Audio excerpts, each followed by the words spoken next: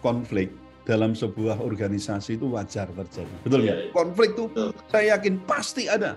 Iya. Jangan sampai mengatakan dalam organisasi nggak ada konflik, pasti ada. Yeah. Itu dan merupakan sesuatu yang sifatnya itu dinamis ya. Ada itu sesuatu yang dinamis dalam rangka juga untuk nanti menyehatkan atau mendewasakan organisasi. Nah, persoalannya kan bagaimana cara menyelesaikan konflik tersebut.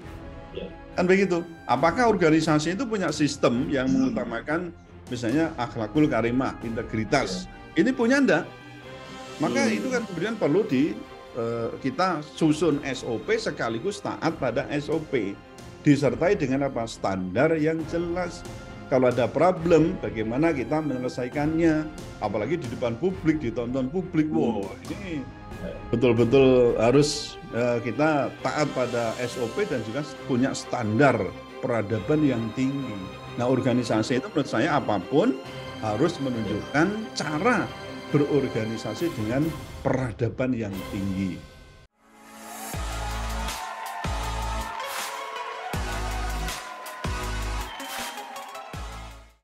Assalamualaikum warahmatullahi wabarakatuh, Puan dan Tuan. Kembali lagi di segmen Tanya Profesor di satu-satunya channel yang radikal, ramah, terdidik, dan berakal, channelnya Prof. Suteki. Dan sudah hadir di samping saya Profesor Suteki. Assalamualaikum, Prof. Suteki. Waalaikumsalam warahmatullahi wabarakatuh. Ya, Prof, kita mau bicara tentang adu jotos nih. Ya, wah, ada fenomena yang lagi baru viral nih, ini jotos. terkait dengan Munas Himpunan Pengusaha Muda Indonesia, Prof. HIPMI, pada Senin kemarin di Solo, Jawa Tengah, yang diwarnai kericuhan. Wah, ini viral banget ya. Mereka itu kan ketika adu jotos itu pakai batik warna oranye ya, orange. Ya, agak coklat-coklat orange. Agak coklat ya, agak coklat ya. Nah, jadi di video itu tampak sejumlah peserta yang menggunakan batik terlibat adu jotos dan beberapa peserta juga tampak berusaha melerai perkelahian itu. Namun upaya itu tak membuahkan hasil ya. Kalau kita lihat ketua panitia organizing committee ya OC ya Munas yang ke berapa nih, ke-17 ya, dari 17. Himpunan Pengusaha Muda Indonesia, jadi dari Ali Afandi mengatakan kisruh dalam acara tersebut dipicu atas kesalahpahaman personal antara peserta yang terjadi di luar rapat pleno. Bagaimana Prof. Suteki melihat adu jotos ini nih, Prof? Ya, kalau saya melihat apa yang tampak dan kita saksikan itu sebenarnya merupakan fenomena gunung es, itu ya. Biasanya kita ngomong gitu. Jadi ini perilaku pengusaha muda yang saya kira sudah, maaf ya, saya ini agak nggak enak dikatakan sudah terpuruk dalam bingkai sistem ekonomi dan demokrasi liberal kapitalistik.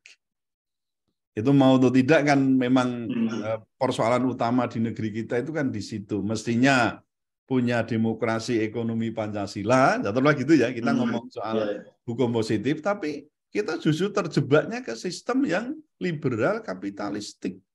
Baik ekonominya maupun demokrasinya. Dua ini nanti yang kemudian merambah kemana-mana. Semuanya serba liberal dan juga kapitalistik. Nah, sistem ekonomi dan demokrasi yang liberal dan kapitalis itu kan karakternya, wah ini black oligarkis kan. Ya di situ. Rakus, value free, free fight liberalism, trickle down effect.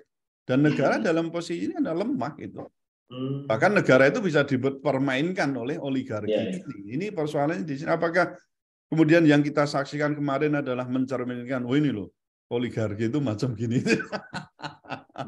Nah, loh, syukur kalau oligarkinya kan saya membedakan dua ya, ada black oligark dan ada white oligark kan gitu ya. Loh, kalau white oligark kita butuh itu ya, tapi kalau yang black ini wah ini akan memporak-porandakan sistem demokrasi dan pemerintahan dan juga ekonomi kita gitu. Nah, beda dengan sistem ekonomi dan pemerintahan yang dibingkai oleh sistem yang terbaik. Taruhlah kita ngomong sistem syariat gitu ya, syariat Islam gitu. Itu kan mampu apa? Menuntun para pengusaha muda dan termasuk yang tua mestinya kan, untuk apa? Yang tua memberikan suri tauladan, yang muda mengikuti pola-pola akhlakul karimah dari pengusaha ini. Berperilaku sesuai dengan syariat atau tuntunan agama, ya, tuntunan Islam. dalam apa? Merumuskan, memusyawarahkan kepentingan bersama dalam kelompok pengusaha itu. Iya. Apakah ada contoh? Ya kita punya contoh kan, ada pengusaha Muslim kan ada toh, yang itu ya nanti kita akan coba bandingkan dengan organisasi lain lah, kira-kira apa ini organisasi lain yang sama-sama melakukan munas dan seterusnya, tapi ada istilahnya itu adem gitu ya. Padahal betul. Kemarin waktu sambutan beliau-beliau itu ya para pejabat tinggi termasuk Pak Presiden dan seterusnya itu ini apa? Adem. Ya enggak? Adem. Nah kok setelah itu jadi wah umum gitu ya, jadi panas.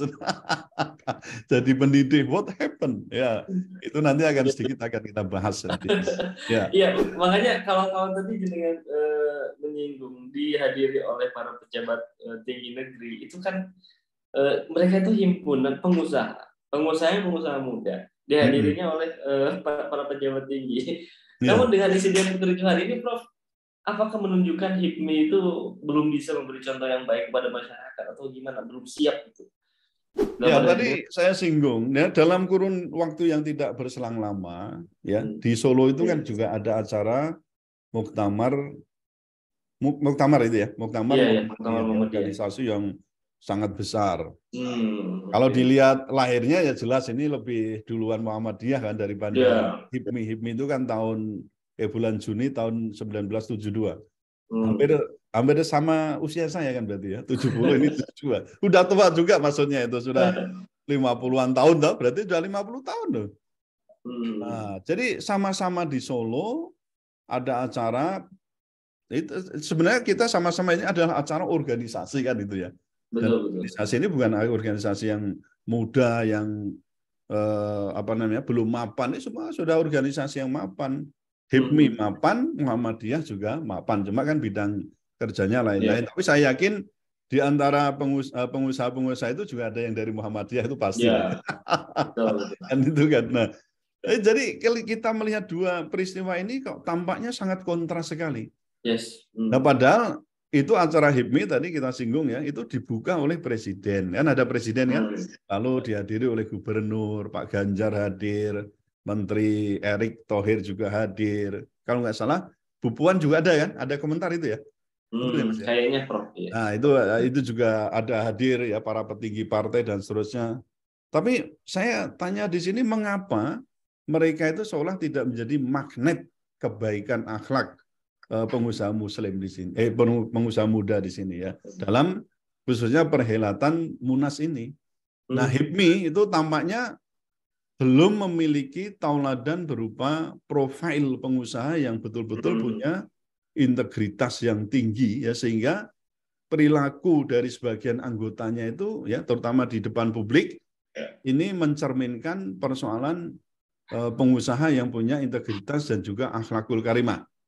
Nah, kita lihat ini adu jotos tadi saya katakan itu ada fenomena gunung es itu dilakukan secara terbuka dan kita lihat tuh memang wah saya kayak di ring tinju itu ya, wah itu saya kira sudah waduh itu sudah betul-betul kelewatan. Nah ini kan akhirnya apa ya? Ini dengan kasus ini sudah tampak di situ memang HIPMI belum bisa menjadi contoh bagi masyarakat ya, terutama bagi pengusaha yang punya integritas dan akhlakul karimah. Kan itu. Nah, pertengkaran itu kalau dalam bahasa pegiat Mas tahu ya, MTR itu ya. MTR itu kan juga terkait dengan soal usaha yang tentu yang bebas ya, yang bebas riba ya. Jadi MTR, masyarakat tanpa riba. Kenapa kok muncul pertengkaran? Bahkan kalau saya lihat tuh mulai dalam rumah tangga itu kenapa kok muncul pertengkaran? Ini kalau dibawa ke atas sampai keluar itu karena apa? Modal atau harta yang dikelola itu tidak terbebas dari unsur ribawi. Nah ini maaf, Anda percaya atau tidak, saya tidak tahu ya. Anda atau pemirsa ini percaya atau tidak, saya tidak memaksakan. Tapi kalau di konsep MTR itu ada aspek ribawi yang dikelola dalam pengurusan usaha atau modal usaha ini bisa menyebabkan terjadinya macam-macam keburukan dalam suatu organisasi itu. Harta panas duit panas istilahnya ya. Iya, betul itu loh. Nah, saya tidak tahu apakah di organisasi ini juga yang sekarang banyak kita kritik itu tadi persoalan oligark ya, terutama yang black oligark itu apakah ada di situ atau tidak. Maaf, saya tidak bisa memastikan itu, tapi meskipun ada ya meskipun kecil saya kira kok ada unsur di situ. Ya, ya.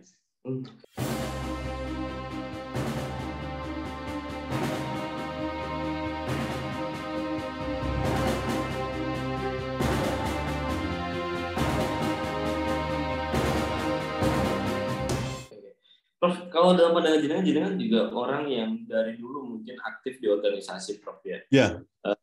Dalam pandangan jenengan sekarang ya, jenengan melihat kericuhan atau sampai baku hantam, kemudian lempar kursi dalam satu munas, dalam satu rapat itu lumrah apa gimana, Prof?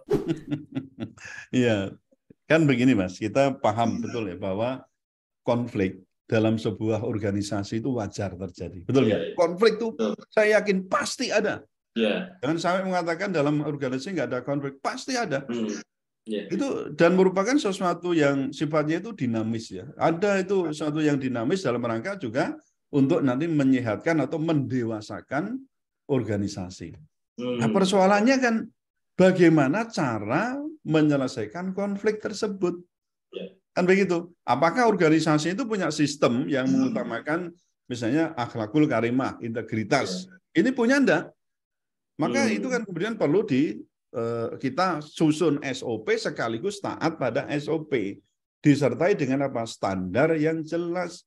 Kalau ada problem, bagaimana kita menyelesaikannya.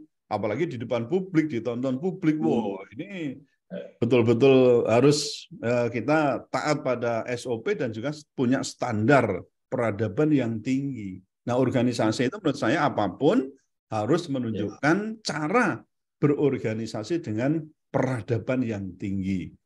Kalau di organisasi kan sering ngomong, ya apa itu namanya, ngomong boleh kasar macam-macam atau maaf, hati boleh panas ya, hati boleh panas itu ya, tapi kepala tetap dingin kan itu kan. Bisa enggak begitu? Itu artinya tidak selalu harus dikeluarkan dalam bentuk ya cacian, makian, kemudian sampai pada perbuatan ya, menjotos, menghantam, kemudian bertikai, lempar. Ya kemarin belum lama Anda lihat juga kan di Munas lempar-lemparan kursi macam-macam. Cewek lagi, Prof. Gitu loh, ya. Betul kan? Perempuan lagi, iya. Iya, apalagi itu. Perempuan lagi, waduh, ini gimana bisa menjadi ibu yang ibu asuh bagi anak-anaknya begitu. Jadi baku hantam dalam Munas HIPMI ini sebenarnya kalau saya lihat sebagai cermin ya bahwa sebagian anggotanya itu belum memiliki tingkat peradaban yang tinggi, ya, melainkan sebaliknya ya kebiadaban dan juga karakter barbar atau vandalisme.